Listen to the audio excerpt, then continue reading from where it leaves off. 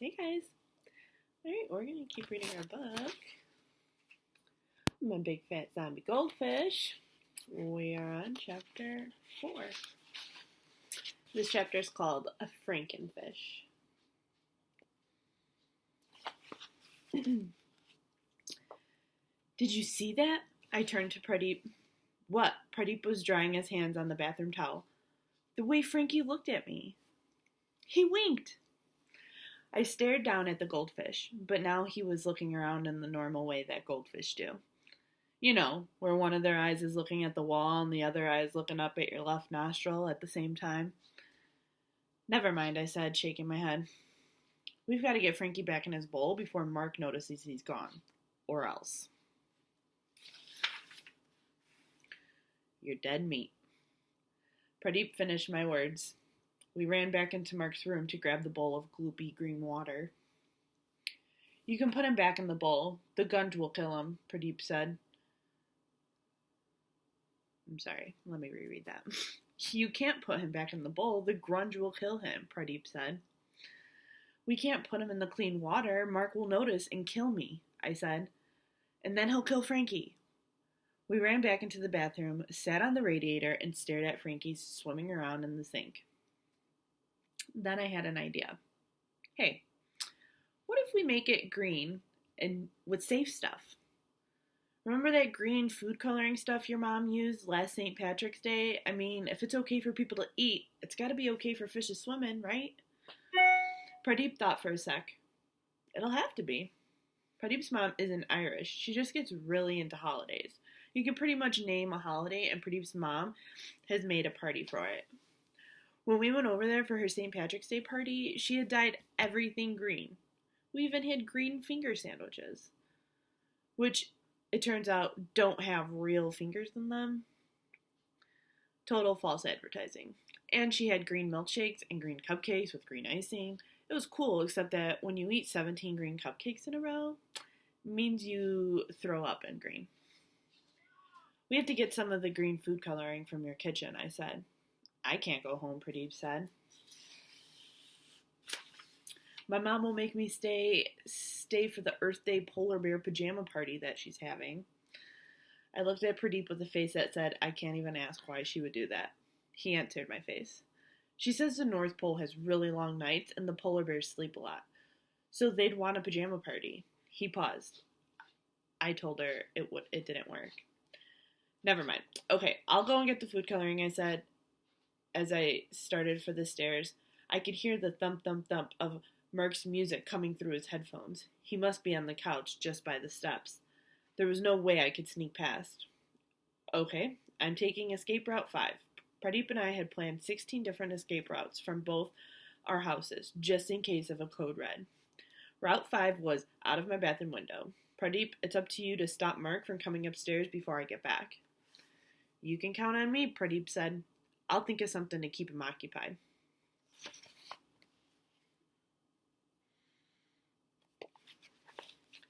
He gave me a thumbs up and then took a deep breath and headed downstairs to the TV room where Mark was slumped over the couch.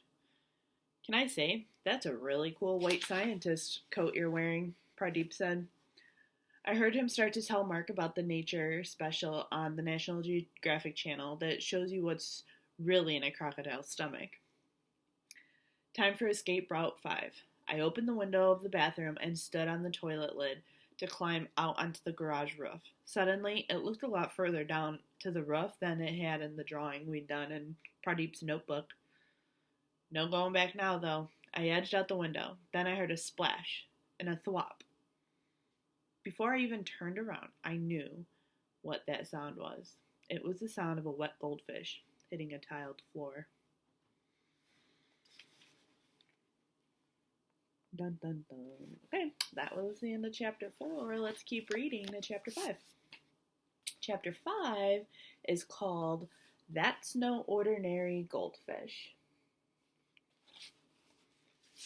No, Frankie, I said as I jumped off the toilet and scooped him up. He wiggled in my hands as I dropped him back into the sink. He swam twice in a circle and then up to the surface, where he stared at me, his eyes glowing a bit green. You stay here. I'll be back. I climbed back onto the toilet seat and turned and pushed the window again, wide enough for me to crawl through. That was when I heard the next splash, and then a whoosh. Green and gold flashed past my right ear, and as Frankie leaped out of the window. I stuck my head out in time to see him land in a puddle of rainwater on the garage roof. Jumping down, I quickly dug the plastic bag he'd arrived in out of the trash. This was too weird. Frankie really wanted to go outside.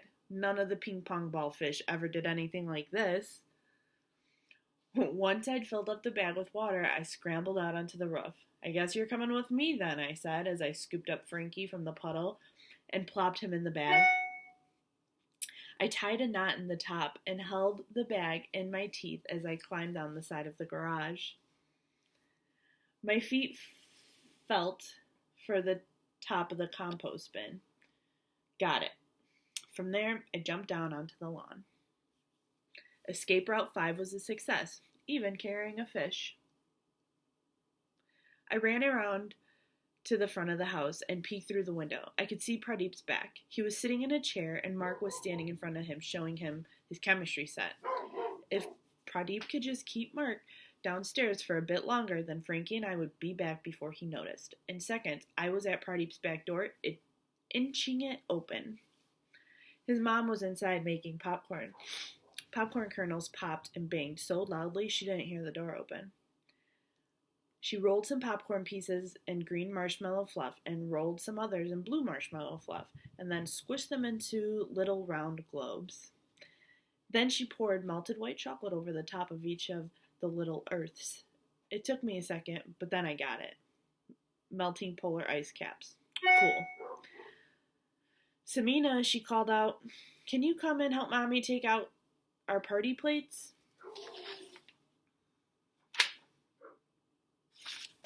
And here's a picture of our main character with the fish, the bag of the fish in his teeth. Sammy burst through the kitchen door, dressed in mermaid pajamas with a blue and green tail swishing behind her. The tail got caught in the door, yanking her onto the floor with a thud. I covered my mouth so she couldn't hear me laugh.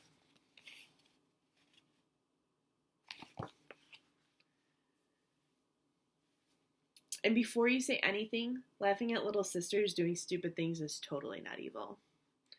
It's not even mostly evil. It's just regular. As Pradeep's mom went over to help her, Frankie and I moved over to the cupboard where all the party stuff was kept. I crouched low behind the counter and put Frankie on the floor, in his bag, so I could open the cupboard and reach inside. "Samina, would you like to lick the chocolate bowl?" Pradeep's mom asked as she put Sammy back on her feet and turned the chocolate and marshmallow popcorn balls out into the living room. I heard the door shut behind her.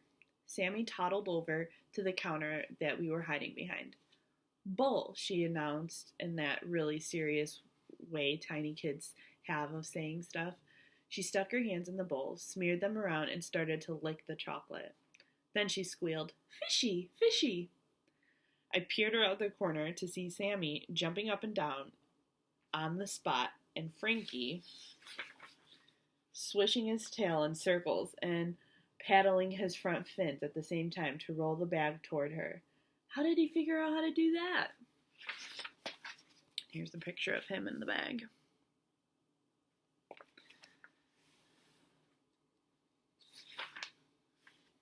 "Fishy, fishy," Sammy shouted again.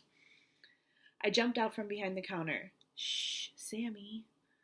Her bottom lip started shaking in that earthquake warning. This tantrum is going to be a 9 on the Richter scale kind of way. I scooped up Frankie off the floor in his bag and handed him to Sammy. She gripped the top with her chocolatey fingers. Shh, quiet little fishy," I whispered. "Shh, little fishy," she giggled. She stared at Frankie in the bag. "Swishy little fishy," she said.